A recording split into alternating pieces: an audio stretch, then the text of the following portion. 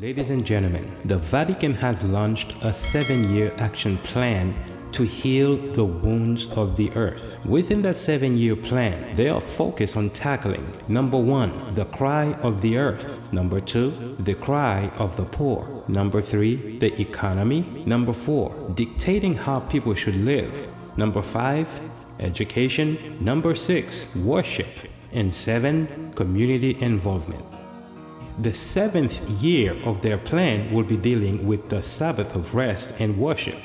And we all know, according to the Pope's encyclical Laudato Si to be precise, which day they claim to be the 7th day. That is, of course, Sunday rest by law, which will be their last goal to achieve on the 7th year.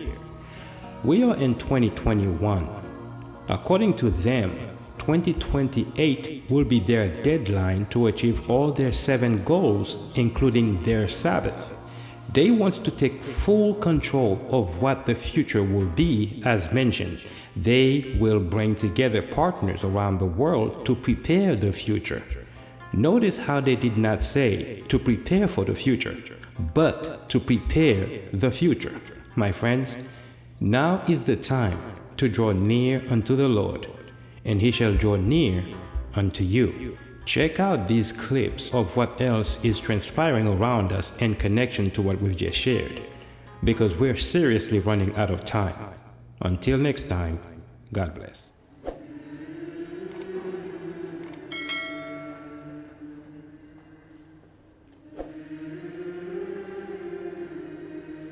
Author Rebecca Eckler has been working 13-hour days launching her latest project. And while it's paid off for her business, it could be costing her her health. At the end of the day, my back hurts, my eyes hurt, my brain hurts, and every day I wake up and I'm brain fog. According to a new study from the World Health Organization and International Labor Organization, working more than 55 hours a week could lead to premature death. Stress in one's life, both directly on the body as well as through its indirect impacts on some of the health behaviors that people might have, could contribute to the development of many chronic diseases. Including, the study found a 35% greater risk of stroke and 17% greater risk of heart disease compared to those who worked 35 to 40-hour weeks. Between 2000 and 2016, 745,000 people died as a result of being overworked. A number experts anticipate will be accelerated by the pandemic, thanks to working from home and being constantly connected. There is a sense of guilt, there's a sense of obligation. Maybe you should be responding to the needs of your employer.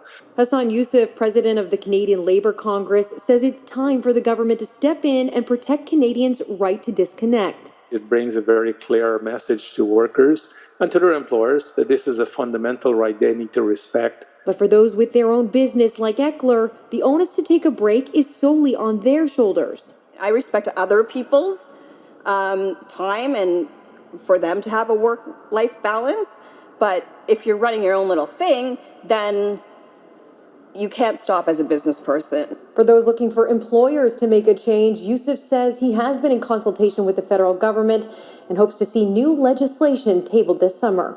Donna? Now, for many years now, Democrats have realized that the only way to turn their radical plans into a reality is to take more power and money from the American people and give it to Washington. They want control over almost every aspect of your life. We can't drive our SUVs and, eat as much as we want and keep our homes on 72 degrees at all times. Can't do any of those things, he said back in 2008, and all these years later, we see Obama's heirs carrying on his mission control. In the same way that we have taxed cigarettes, we're going to have to tax carbon. We have to take combustion engine vehicles off the road as rapidly as we can. Would you support changing the dietary guidelines? Yes. Reduce red meat specifically? Yes, I would. Now, remember, the left believes that America isn't exceptional, it's systemically racist, and that means we shouldn't be any better off than the rest of the world. So the Greeniac saw an opening when the global economy due to COVID cratered last year. Because of the lockdowns, closures, and reduced demand, carbon emissions fell by about 2.6 billion metric tons, which was a 7% drop from the year prior. Climate change activists who ignored or dismissed the human suffering caused by these draconian COVID rules were positively giddy. That kids were harmed from the cancellation of in-person learning and athletics was simply not relevant, given the left's larger long-term goal of reducing America's carbon footprint. So they saw COVID as an opportunity to advance the interests of a global climate bureaucracy. Their pet media marveled about the environmental benefits of lockdowns, again ignoring human suffering. If there is a silver lining to this crisis, it's visible in the skies above China. All of this inaction, while causing so many humans problems, has actually proven to be quite good for Mother Earth. Falling pollution levels brought about by lockdowns may have been shining an impact on sunshine. Wild animals are now roaming city streets. How do we make sure these pollution levels don't rebound? So the longer you were behind closed doors, not commuting to work, not going to church, not traveling to see family, the happier those people were. But having a free country means that individuals are making their own risk assessments according to their own risk profiles. The Greeniacs hate that. They much prefer to order you around, or if that's not possible, to frighten you into abandoning your own common sense. So mindless COVID fear-mongering kept suburban women double-masked on running trails and sent urbanites to Amazon Prime for all their grocery orders. My favorite is when they were frantically wiping down their bananas and their egg cartons worried about COVID. You know, the virus can live on surfaces, for example, steel and plastic for up to 3 days. I'm just going to clean all the virus off here. Don't need to do too much. It's a pretty sensitive virus. For cardboard, it's typically going to be closer to 24 hours. Of course, none of that was true, right? But he did do a good job of cleaning. But after some fits and starts, we won the COVID debate. Their so-called public health experts were wrong on everything from lockdowns to masks to social distancing. Those measures inflicted enormous economic, educational, and psychological harm to adults and children alike. And Biden's attempt to take credit for this notwithstanding, it was Trump who greenlit Operation Warp Speed. Yet now we see the usual suspects lining up to exploit another hyped crisis. Of course, I'm talking about climate change. And the end goal is the same. They want more of your money and your freedom. And if they have to take extreme measures to accomplish this, oh, they will, unless we're ready for them. So if we apply the lessons learned in our battle against the COVID lockdowns, I'm confident we can stop them and we can win this. Now, if you think the forces propping up Biden aren't thinking about declaring a climate emergency in some form during his first term, you haven't been paying close attention. A report released yesterday by the International Energy Agency gave us a sneak preview of what might be coming. And of course, the lockdowns gave them the perfect roadmap for how to exert control over the population. Don't take my word for it, they admit this. The COVID crisis demonstrated that people can make behavioral changes at significant speed and scale if they understand the changes to be justified. Now, will we be ordered to stay at home because of the climate? Well, perhaps not. The left is rarely that straightforward. But even without government stay-at-home orders, there are a lot of ways for the left to effectively lock you down, like through gasoline shortages, skyrocketing fuel prices, phase-outs of gas-powered cars, just to name a few.